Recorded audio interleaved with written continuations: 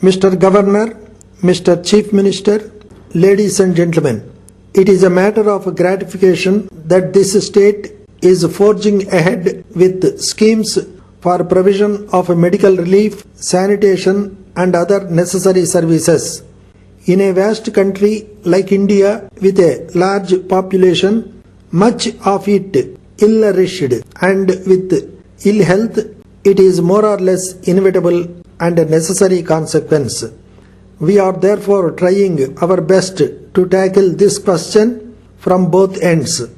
While on one side efforts are being made to improve the living conditions, to raise the general living standard of our people, which will include also improvement in their health, on the other side attempts are being made to provide medical facilities and services on as large a scale as we can possibly do in our present conditions. I am therefore happy to learn that in this state you have made good progress already and that deficiencies in the various services are being made good very quickly. In modern medicine, for diagnosis, pathological laboratories and also for electric treatment, various kinds of sera are an absolute necessity. It is found by experience that there are several diseases which can be controlled. They have been controlled in other countries, and to the extent we have been able to use old methods and facilities, we have been able to control them in our country too. It is therefore essential that each state should have all the necessary equipments for the purpose of supplying the drugs, the sera and the vaccines which are required for the purpose. I know that in some states we have got up-to-date and very good laboratories which are doing this work, but as they are not sufficient for this country, you are going in for more by expanding the laboratory here as well as by establishing regional laboratories. In modern days, everyone who goes to a doctor finds that a doctor by himself is not able to diagnose his illness. He needs the help and assistance of a laboratory, and each laboratory requires scientific instruments and other kinds of equipments besides a staff of trained men. Unless all these are provided, the medical facilities cannot be said to be complete, and however good, efficient and experienced a doctor may be, he will very often find himself more or less helpless in the absence of all these facilities.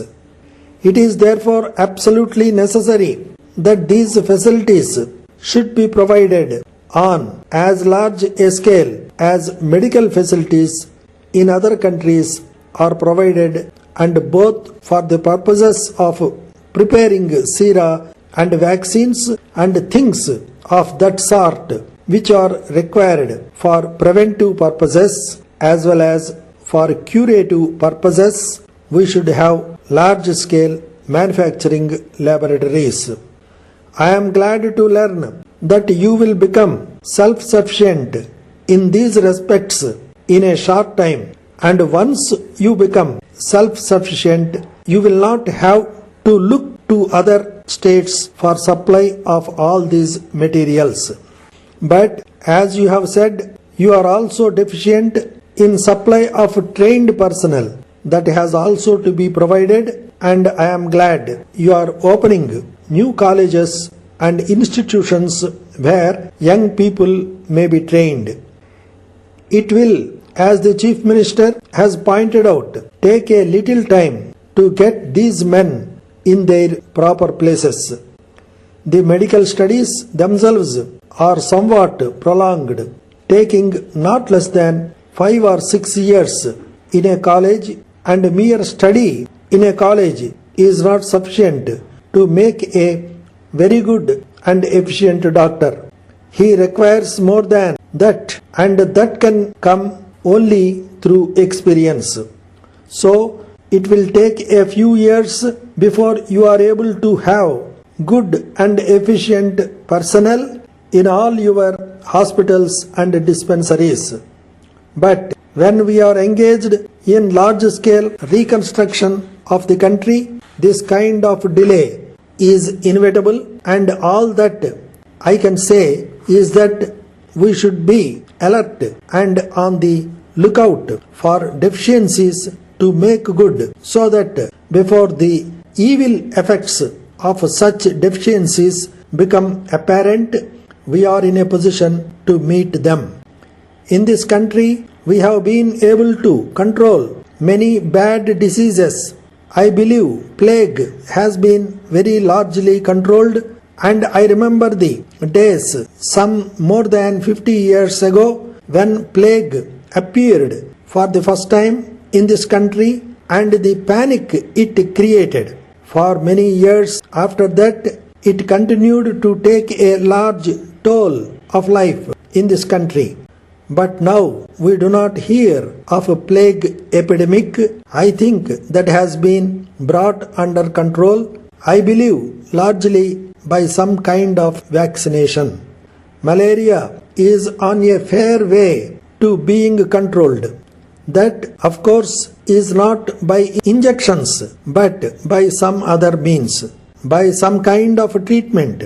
Widespread prevention and destruction of mosquitoes which carry the disease. Similarly, I believe cholera also, whenever it breaks out or shows signs of breaking out, can be controlled and very often brought under control in good time before it can take a very heavy toll of lives.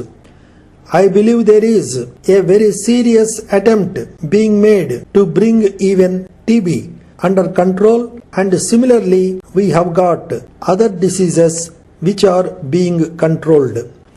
Apart from this kind of preventive and curative treatment, our hospitals on a very large scale are catering for the cure of people who fall ill, who are taken seriously ill on account of some disease or other. And in these hospitals as well as in other places, curative medicine is very largely used, much of which is still imported. Some of it is being prepared in this country, but an attempt is being made in this country now to establish large factories for the purpose of preparing and manufacturing the latest type of drugs, which are now in very common use, although they have come into use during the last few years, and crores of rupees which we have now to spend on importing these, and for which we have to depend upon other countries, will be saved. And I hope in not distant future we shall be able to produce all these drugs in our own country. But it is not enough to have factories and laboratories. These factories and laboratories which deal in such things require a constant research for indicating improvement.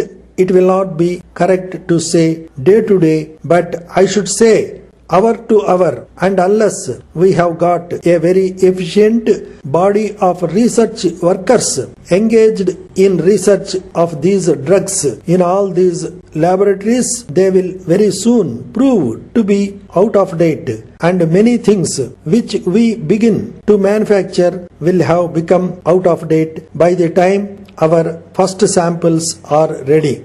Therefore, in order to be able to keep pace with the progress of all these things in other parts of the world, we require a very efficient body of research workers who will keep our knowledge, practical knowledge, up to date, and whose knowledge will be available not only for improving things which we manufacture in our country, but also for adding to the knowledge of the world so that we may produce better stuffs.